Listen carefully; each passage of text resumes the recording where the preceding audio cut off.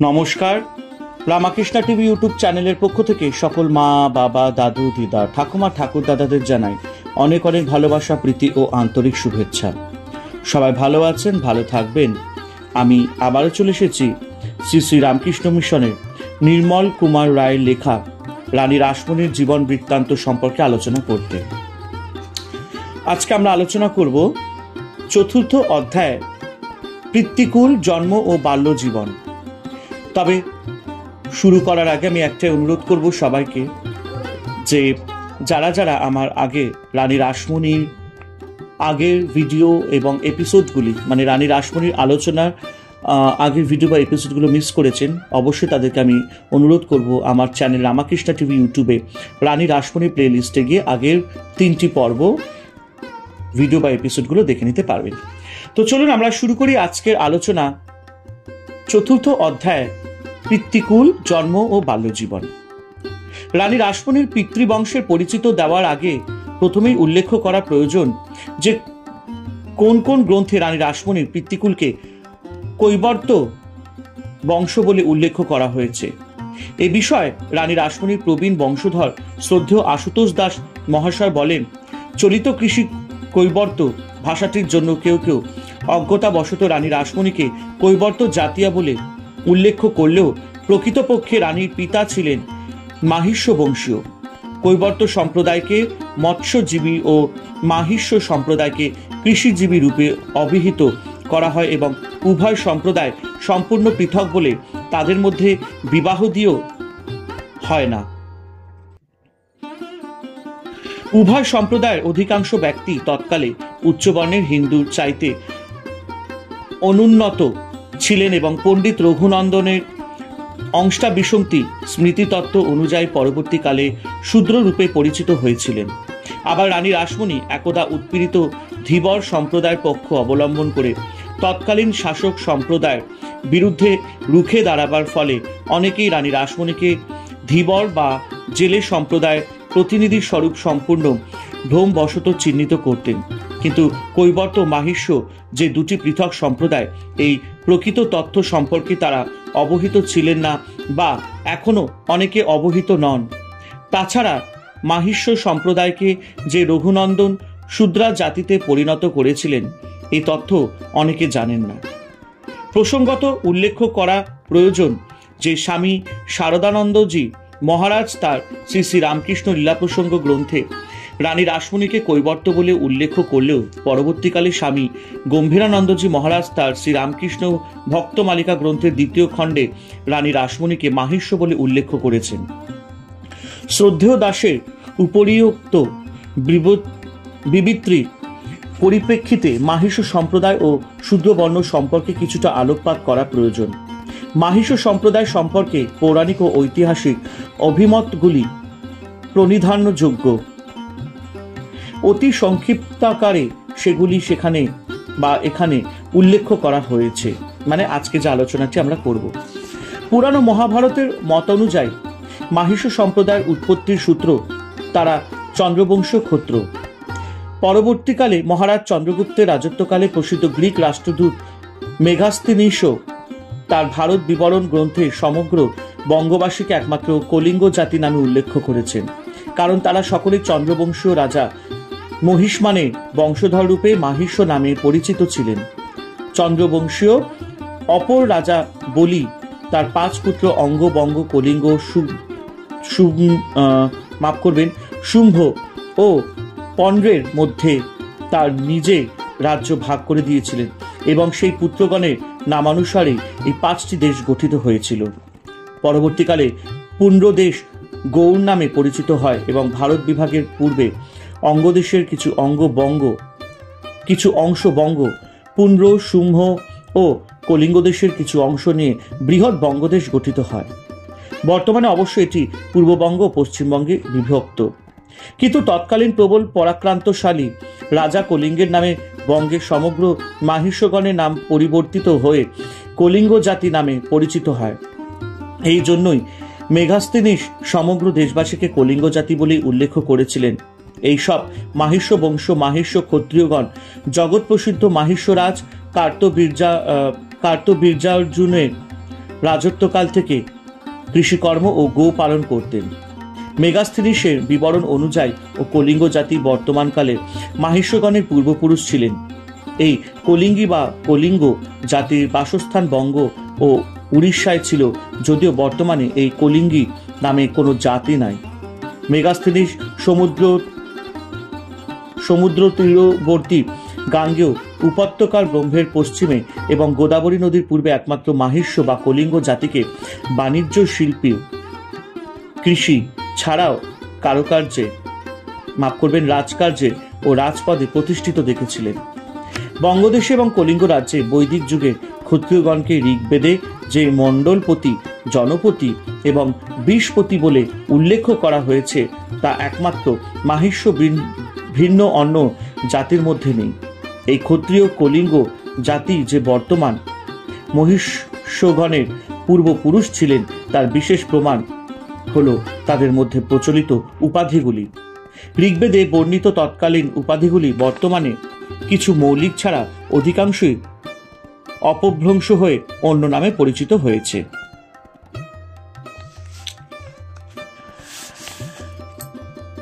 রাজকার্যে যারা প্রত্যক্ষভাবে জড়িত ছিলেন না সেই সব সাধারণ মাহিষ্য ক্ষত্রিয়গণের নানা প্রকার পদবী ছিল।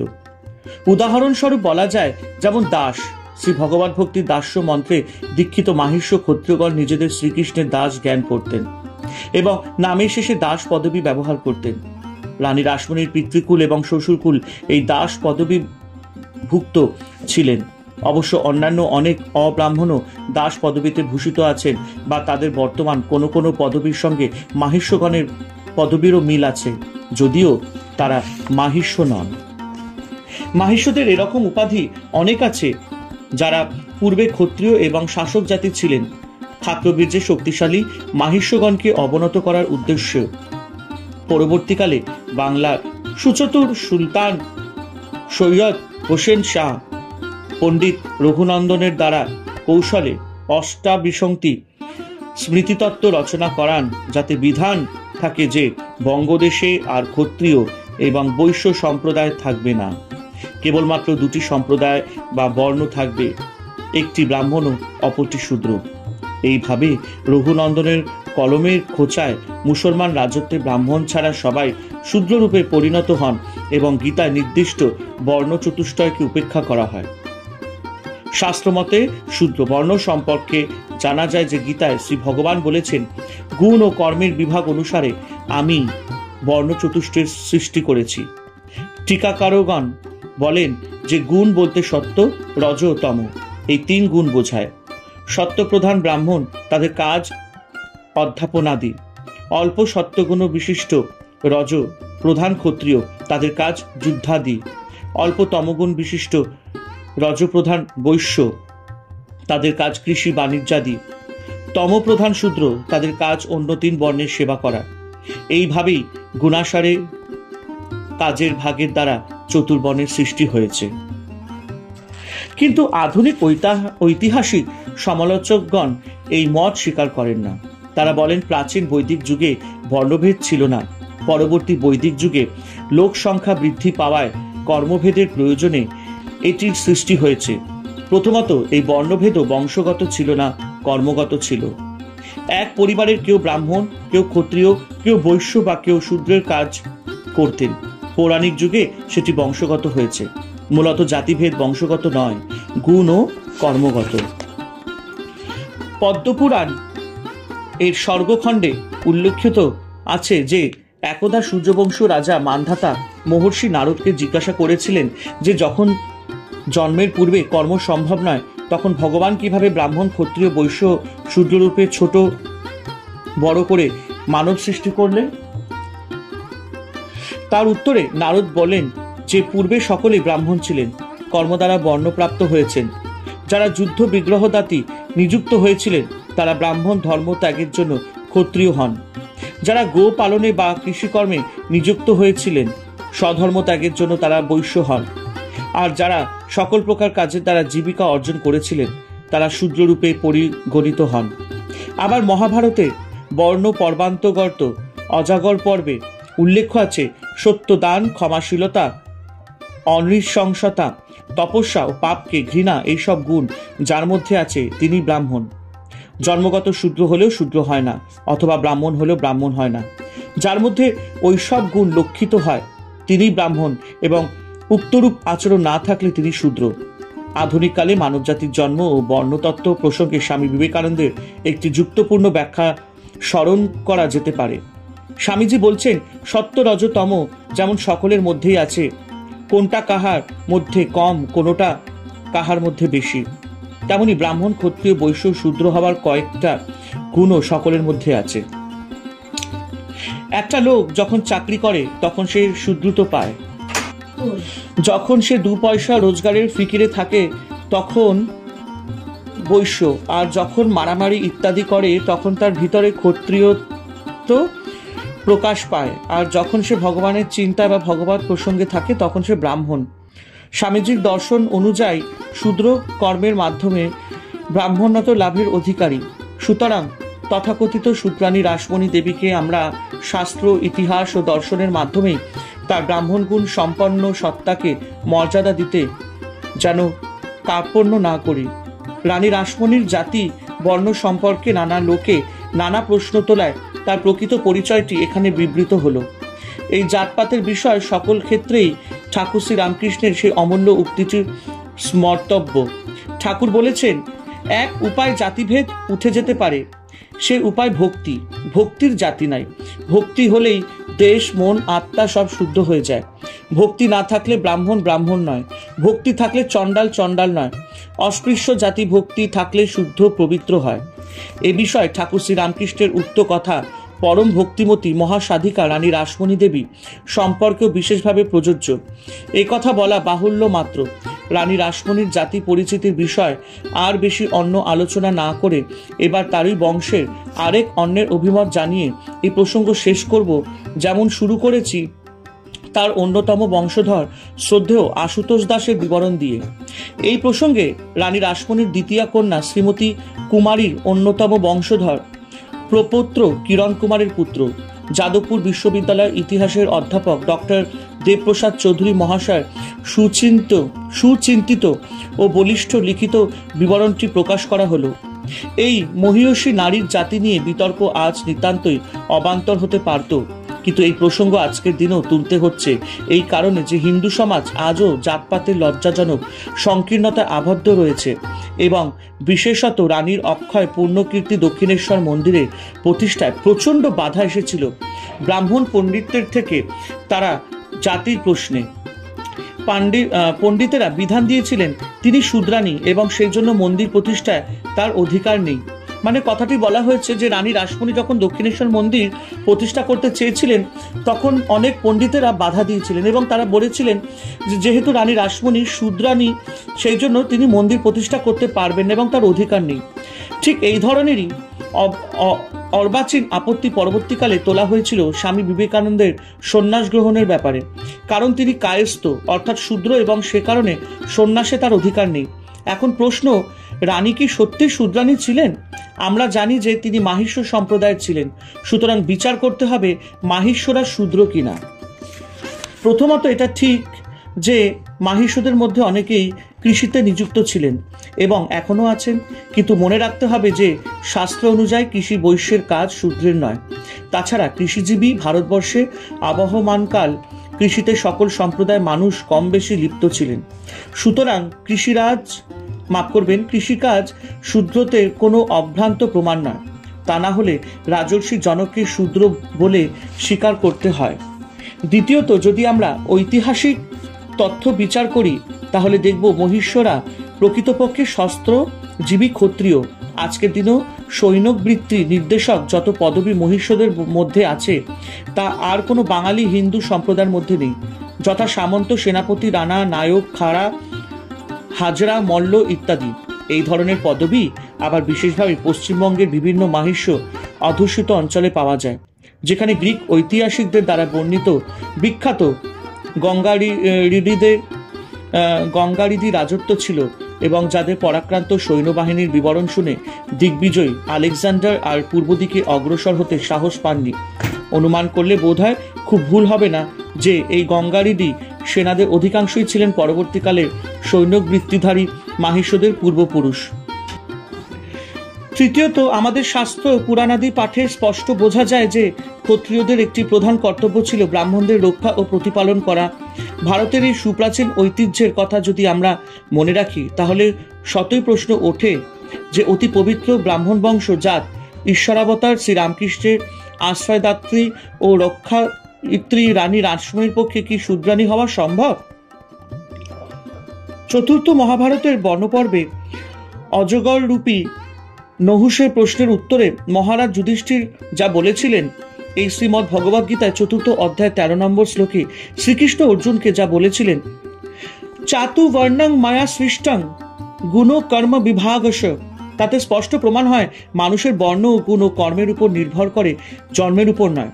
রানী রাসমণির জীবন ও চরিত্র আলোচনা করলে তার মধ্যে ঈশ্বর অনুরাগ, দয়া, তেজ ও প্রখর বাস্তব বুদ্ধি ইত্যাদি ব্রাহ্মণ, ক্ষত্রিয়, বৈশ্যের গুণই দেখা যায়, শূদ্রোচিত কোনো গুণই দেখা যায় না।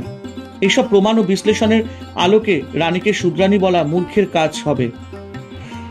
উপরি উক্ত সত্যকে স্বীকার করে এবার আমরা এই মহীয়সী বঙ্গললনা তথা ভারত ললনার পিতৃকুল জন্ম ও বাল্য জীবন সম্পর্কে সংগৃহীত তথাদি সমৃদ্ধ আলোচনার পথে অগ্রসর হব।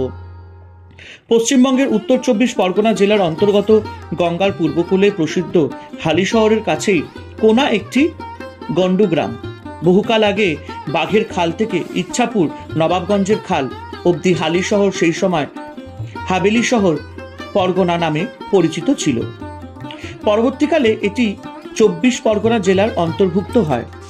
এই হালি শহর আগে কুমারহট্ট নামে পরিচিত ছিল। সেখানে মাতৃসাধক রামপ্রসাদ সেনের বাস্তুভিটা ভক্ত রামপ্রসাদের প্রাণের টানে জগৎজননী এইখানেই তার কন্যার বেশে আবির্ভূতা হয়ে ভক্তের বেড়া বেঁধে দিয়েছিলেন। তাই হালি শহরের সঙ্গে ভক্ত রামপ্রসাদের নাম ওতপ্রোতভাবে জড়িত এবং রামপ্রসাদী গানের অপূর্ব ভাবমণ্ডিত সুর প্রতিটি ভক্তের হৃদয়কে স্পর্শ করে ঠাকুর শ্রী রামকৃষ্ণকেও বলেছিলেন, রামপ্রসাদ সিদ্ধ, তাই তার গান ভালো লাগে।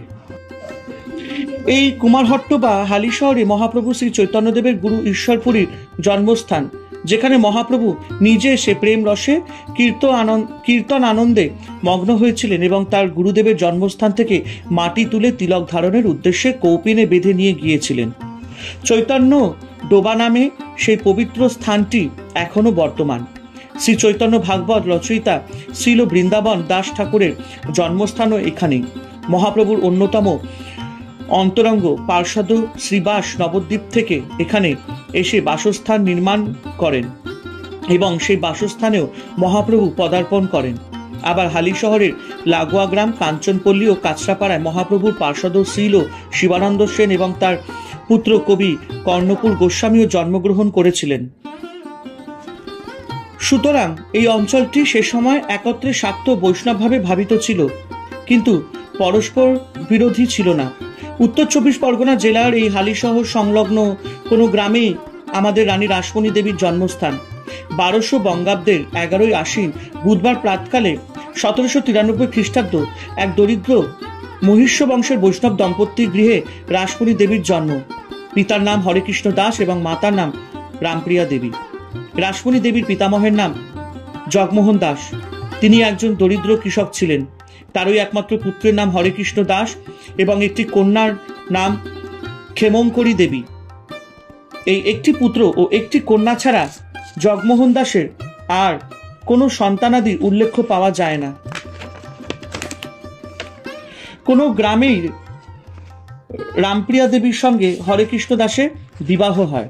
তাই হরেকৃষ্ণ দাসের শ্বশুরালয় এই কোনো গ্রামেই ছিল। হরেকৃষ্ণ দাসের মোট 3টি সন্তান। প্রথমটি পুত্রর নাম রামচন্দ্র, দ্বিতীয়টি পুত্র নাম গোবিন্দ এবং তৃতীয় সন্তানটি কন্যা নাম রাসমণি, যাকে আমরা এখন রানী রাসমণি বলে চিনি। পুত্রকন্যারা ছাড়াও হরেকৃষ্ণ দাসের সংসারে তার বাল্য বিধবা নিঃসন্তান ভগিনী ক্ষেমঙ্করী দেবীও বাস করতেন। হরেকৃষ্ণ দাসের দুটি পুত্র সন্তানের পর বহুদিন বাদে পৌরবাস্থায় তার স্ত্রী রামপ্রিয়া দেবী গর্ভধারণ করায় হরেকৃষ্ণ দাস তার আসন্ন প্রসবা স্ত্রীর সুপ্রসবের জন্য জৈনকা গ্রামধাত্রীকে নিযুক্ত করেছিলেন।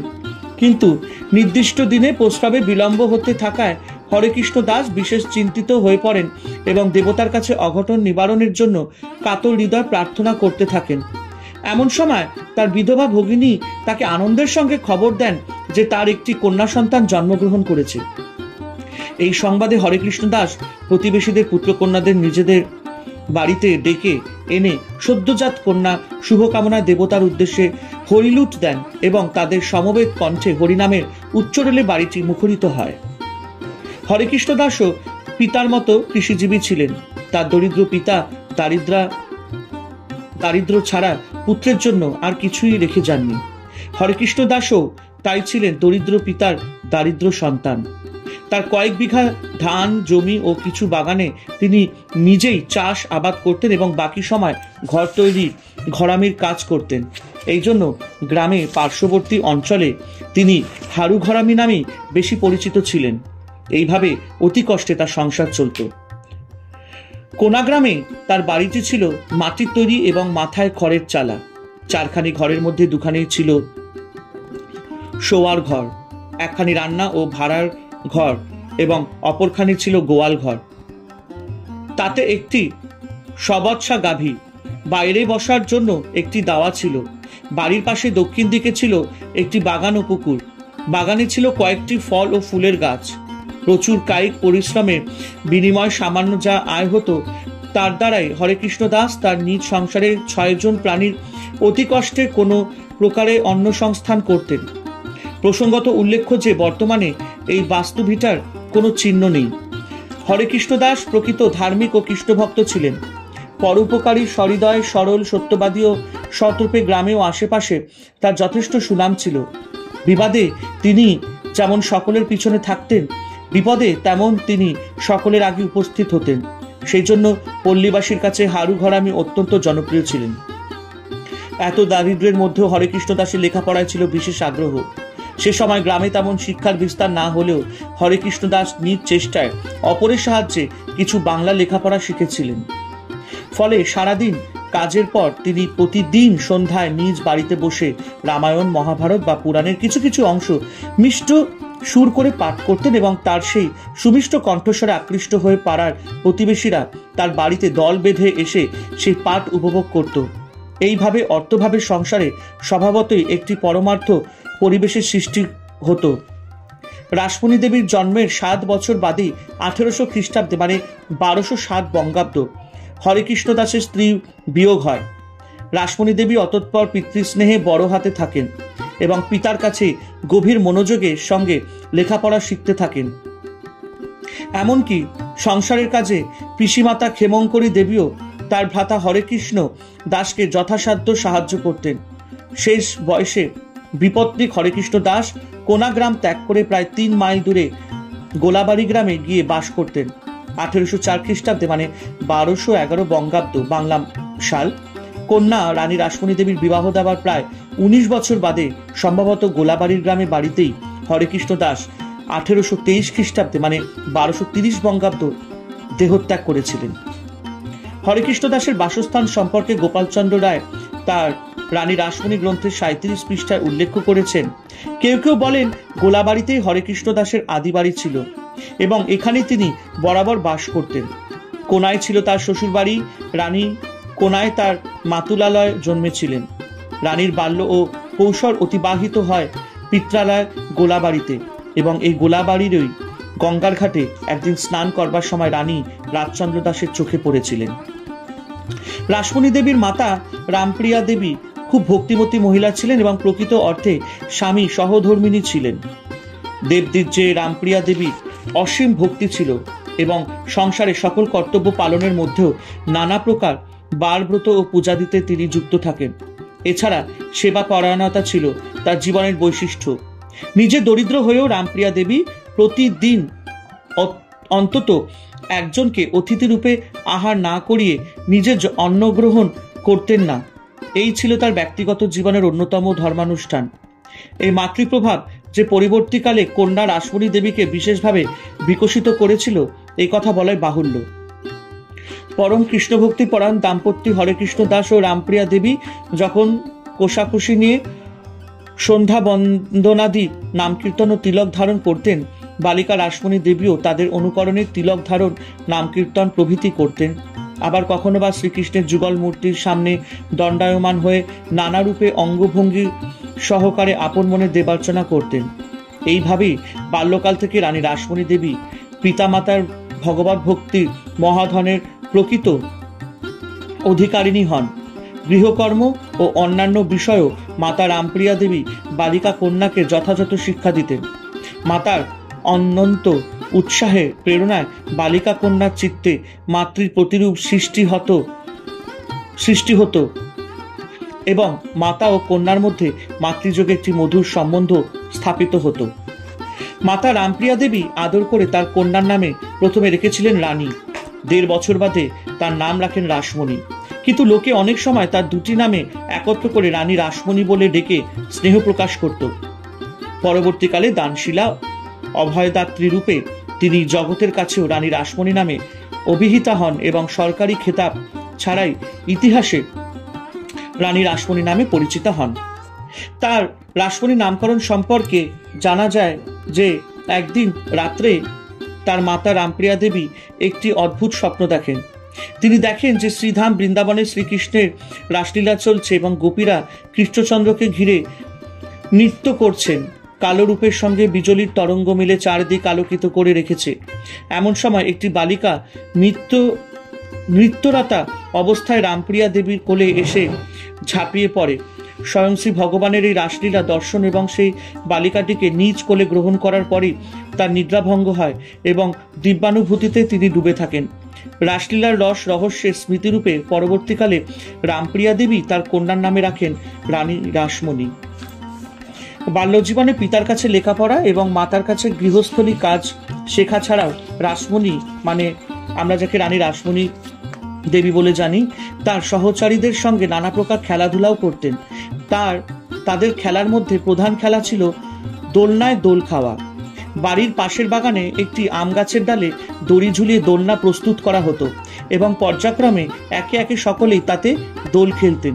কথিত আছে একদিন বৈশাখ মাসের দুপুরে রানী রাসমণি, মানে রাসমণি দেবী, সেখানকার দোলনায় দুলে একটি ডুমুর গাছের তলায় বসে বিশ্রাম করার সময় লক্ষ্য করেছিলেন যে একটি ডুমুর গুচ্ছের মধ্যে 2-3টি ডুমুরের ফুল ফুটে আছে। রাসমণি দেবী তার মাতার কাছে শুনেছিলেন যে ডুমুরের ফুল দেখা যায় না, তবে যদি কেউ দেখতে পায় নিশ্চয়ই ধনী ও সুখী হয়। রাসমণি দেবী তার সহচরীদের কাছে এই ডুমুরের ফুল দেখার কাহিনী বিবৃত করলে কেউই সে কথা বিশ্বাস করেনি। তখন রাসমণি দেবী তাদের নিয়ে সেখানে গিয়ে আঙুল দেখিয়ে ডুমুর ফুলগুলি দেখালেও তারা কিন্তু কেউই সেগুলি চাক্ষুষ দেখতে পায়নি, বরং তার জন্য রাসমণি দেবীর কথায় তাদের অবিশ্বাস আরো বৃদ্ধি পায়। এই ঘটনায় রাসমণি দেবী মনে প্রচন্ড আঘাত পান এবং ডুমুর ফুল দর্শনের কথা বাড়িতে এসে তার মাতার কাছে দৃঢ়ভাবে ব্যক্ত করেছেন। মাতা রামপ্রিয়া দেবী তখন বালিকা কন্যার কথা বিশ্বাস করে রাসমণি দেবীকে আশীর্বাদ করে বলেছিলেন, মা, তুমি রাজরানী হবে। বলা বাহুল্য, মাতার এই আশীর্বাদ রাসমণি দেবীর জীবনে বর্ণে বর্ণে সত্য হয়ে গেছিল। দুঃখের বিষয়, এই মাতৃ পরিবেশ রাসমণি দেবীর ভাগ্যে দীর্ঘস্থায়ী হয়নি। পূর্বেই উল্লেখ করা হয়েছে, রাসমণি দেবীর বয়স যখন মাত্র 7 বছর, তখন তার মাতা রামপ্রিয়া দেবী 1207 বঙ্গাব্দে, মানে বাংলা সালের 1207 আর ইংরাজি সালের 1800 খ্রিস্টাব্দে মাত্র 8 দিনে জ্বরে ভুগে হঠাৎ দেহত্যাগ করেন। মাতৃবিয়োগে রাসমণি দেবীর জীবনের প্রথম শোক। বয়সে বালিকা হলেও জন্ম মৃত্যু, সুখ দুঃখ প্রভৃতি দ্বন্দ্বপূর্ণ সংসারের একটি শাশ্বত চিত্র তার মানসপটে ফুটে ওঠে। অকালে মাতৃবিয়োগের ফলে এই হঠাৎ মাতৃস্নেহ থেকে বঞ্চিত হয়ে বালিকার বেদনাহত হৃদয় যে গভীর শূন্যতার সৃষ্টি হয়েছিল তা পূর্ণ করার ক্ষমতা অবশ্যই কারোর ছিল না। পত্নীহারা হরেকৃষ্ণ দাস মাতৃহারা রাসমণি দেবীকে আরো নিবিড়ভাবে স্নেহ বন্ধনে বাঁধলেও তার মাতৃস্থানীয়া পিসিমাতা ক্ষেমঙ্করী দেবী বালিকার পরিচর্যায় আরো বেশি উদ্যোগী হলেও রাসমণি দেবীর কোমল অন্তরে নিভৃত স্থানে এমন পটভূমির সৃষ্টি হয় যার ফলে সহনশীলতা ও দৃঢ়তার গুণ স্বাভাবিকভাবেই তাকে আত্মগঠনের সুযোগ দেয়। সঙ্গে সঙ্গে ঈশ্বরে নির্ভরশীল পিতার সাহচর্য লাভ বৃদ্ধি পাওয়ায় রাসমণি দেবীরও ধর্মানুরাগ বৃদ্ধি পেতে থাকে। খুবই দুঃখের বিষয় যে রাসমণি দেবীর পিতামাতার সামগ্য পরিচয় পাওয়া গেল তার অপর দুই জ্যৈষ্ঠ ভ্রাতা রামচন্দ্র ও গোবিন্দের তৎকালীন বা পরবর্তী জীবনধারা সম্পর্কে কিছুই জানা যায় না। পিতা রামকৃষ্ণ দাস ও মাতা রামপ্রিয়া দেবীর মৃত্যুকালীন পর্বেও এই দুই পুত্রের কোনো কোথাও উল্লেখ নেই। তবে কোনো কোনো গ্রন্থে এইটুকু উল্লেখ আছে যে পিতা হরেকৃষ্ণ দাস ও পিসিমাতা ক্ষেমঙ্করী দেবীর মৃত্যুর পর রামচন্দ্র গোবিন্দ তাদের একমাত্র কনিষ্ঠা ভগিনী রাসমণি দেবী কলকাতায় যানবাজারের বাড়িতে কিছুদিন বাস করেছিলেন, কিন্তু এরপরে তাদের সম্পর্কে আর কোনো তথ্যই কেউই দিতে পারেননি।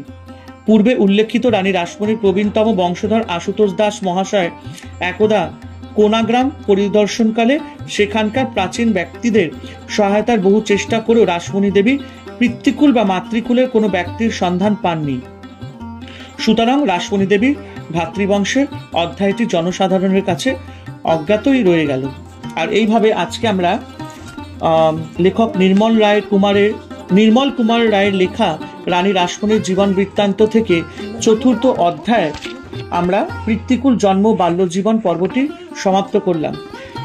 আশা করি আপনাদের সবার ভালো লেগেছে এবং একটাই কথা বলবো, যারা যারা আমার আগের পর্বগুলি মিস করেছেন অবশ্যই আপনারা রামাকৃষ্ণা টিভি ইউটিউব চ্যানেলে রানী রাসমণির প্লে লিস্টে গিয়ে আগের এপিসোড বা ভিডিওগুলো আপনারা দেখে নিতে পারবেন যা আলোচনা করা হয়েছে। এবং একটাই কথা বলবো, রামাকৃষ্ণা টিভি ইউটিউব চ্যানেলকে ভালোবাসা দেবেন, সাবস্ক্রাইব করবেন, শেয়ার করবেন এবং পাশে থাকা বেল আইকনটি অবশ্যই প্রেস করে দেবেন যাতে এরকম সুন্দর সুন্দর আধ্যাত্মিক ভিডিওর আলোচনার নোটিফিকেশন আপনাদের কাছে পৌঁছে যায়। যাওয়ার আগে একটাই কথা, হরে কৃষ্ণ কৃষ্ণ কৃষ্ণ হরে হরে, হরে রাম রাম রাম হরে হরে। জয় শিব শম্ভু, জয় দেবী দুর্গা দুর্গতি নাশিনী, জয় মা কালী।